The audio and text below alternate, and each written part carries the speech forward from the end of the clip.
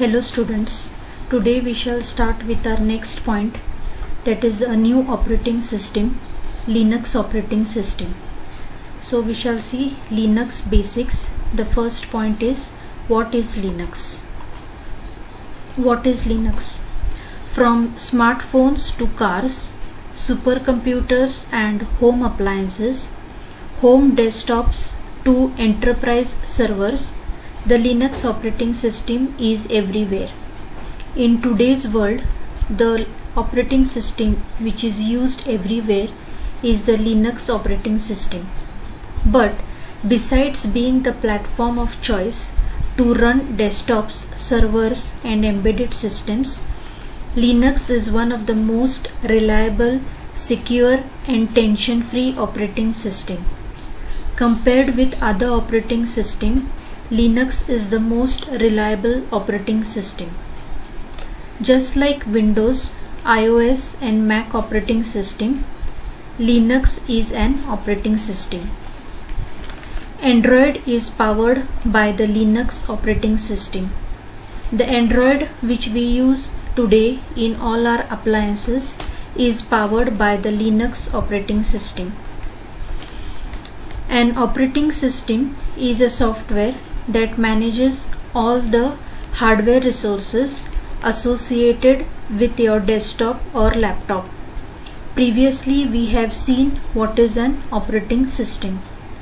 The operating system manages the communication between your software and your hardware. Linux is the most used open source operating system. The term open source refers to something people can modify and share because its design is publicly accessible. So the source code of Linux operating system is available freely and we can modify and share the changes. Open source operating system or software is a software with source code that anyone can inspect, modify and enhance. So there are many open source softwares, and these open source softwares, their source codes are available on the internet. We can inspect, modify and enhance them. Linux is open source as its source code is freely available. It is free to use. So this Linux operating system is free for everyone. Following are some of the important features. The first most important feature of Linux operating system is that it is portable. Now what do you mean by portable? Portability means software can work on different types of hardware in the same way. So whenever you install Linux on any type of machine consisting of any hardware, it is portable. That is, it can work on any type of machine. So this is the first most important feature of Linux. Second, as we have discussed earlier, the second most important feature of Linux is that it is open source. Linux source code is freely available and it is community based development project. Means most of the software engineers are still working on the Linux operating system and it makes us available. The third most important feature of Linux operating system is Linux is a multi-user system, which means multiple users can access system resources like the memory, the random access memory, that is the RAM, application programs at the same time. We have already seen what is a multi-user operating system. So Linux is a multi-user operating system in which multiple users, that is more than one users, can use the system at the same time. Next feature is multi-programming. We already know what is a multi-programming. Linux is a multi-programming system which means multiple applications can run at the same time. We have already seen previously what is a multiple programming operating system. So Linux is one of them. We can execute more than one applications at the same time. Next feature of Linux operating system is hierarchical file system. Linux provides a standard file structure in which system files or user files are arranged. So we will see it later on. What is this hierarchical file system? Okay, this file system is different from the other operating systems. Next feature is a shell. Linux provides a special interpreter program which can be used to execute commands of the operating system. So just like the DOS has the command prompt, the Linux has the shell which acts as an interpreter. It understands the command given by the user and tells the operating system what is to be done. We shall see this point later in detail. And the last feature of Linux is security, which is the most important feature which makes the Linux operating system very special. Linux provides user security using authentication features like password protection, controlled access to specific files, and encryption of data. Okay, so in Linux operating system we can provide passwords and also passwords to separate files. We can also encrypt the data. So these are the 7 important features of Linux operating system.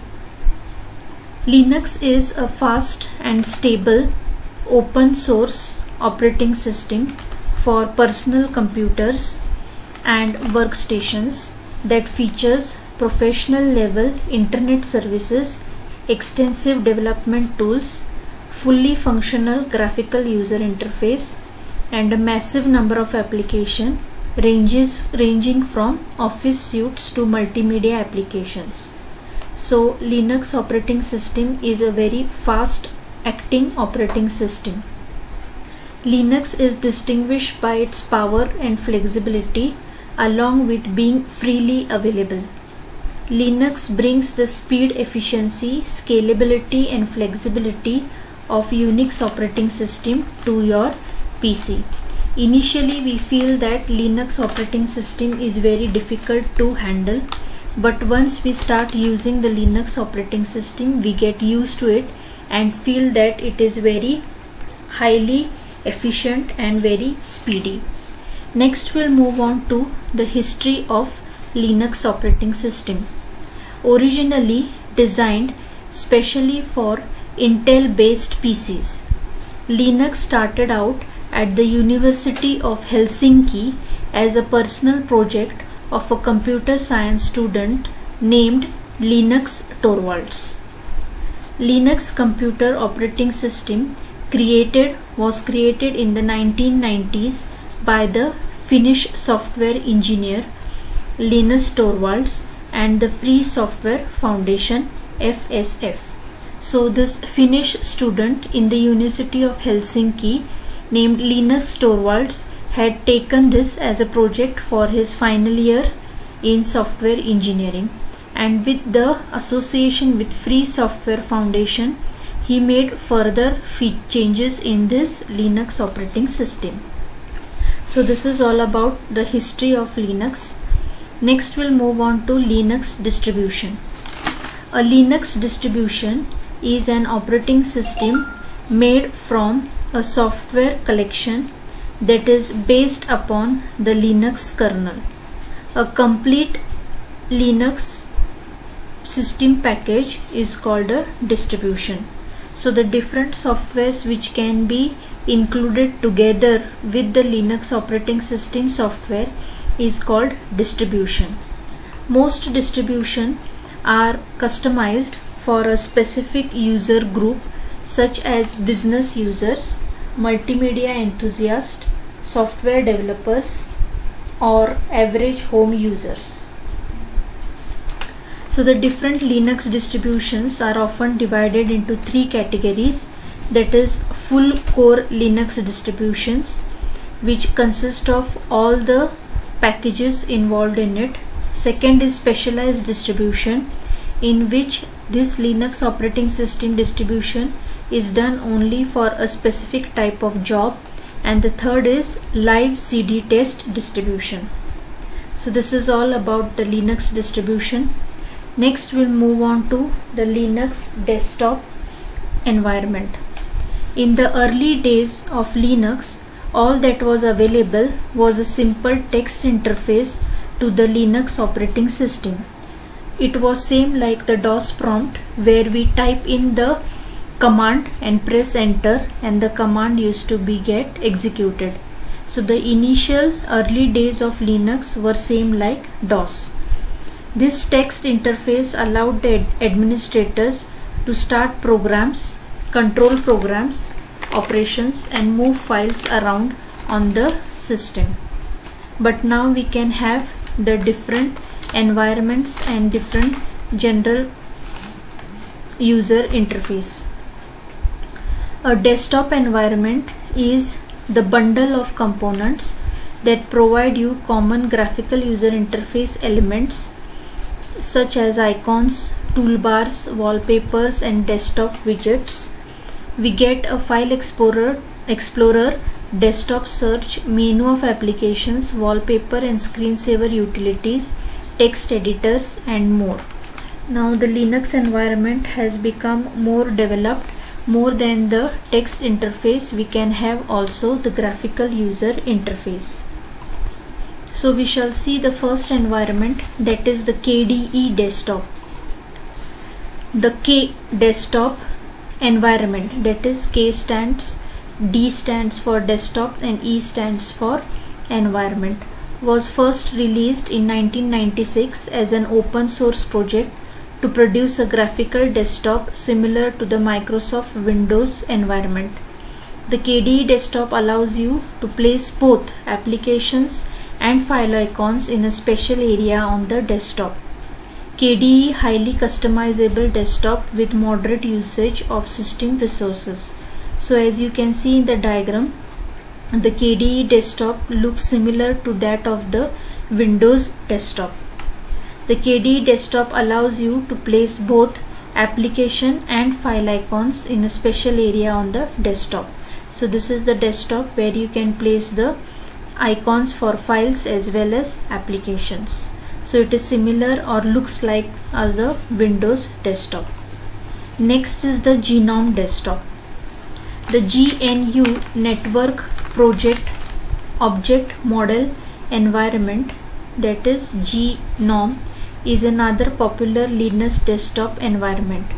First released in 1999, GNOME has become the default desktop environment for much Linux distributions.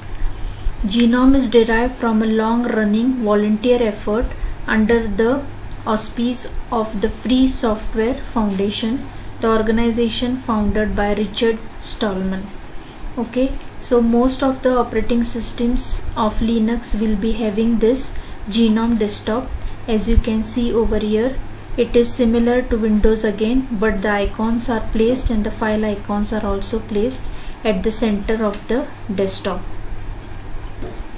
And the last type of desktop is the Unity desktop, the company responsible for developing Ubuntu. There is also one more version of Linux, that is Ubuntu Linux.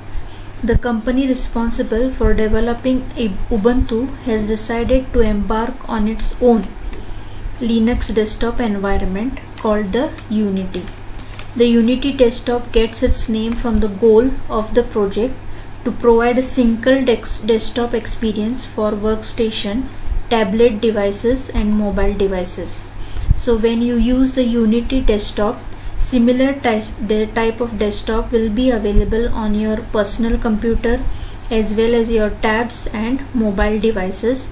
That is why the name Unity, which means it will look similar on all types of devices. So there are different companies which provide the Linux operating system.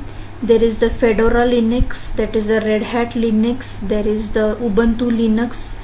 So there is different types of Linux operating systems will provide you with the different types of desktops. Thank you.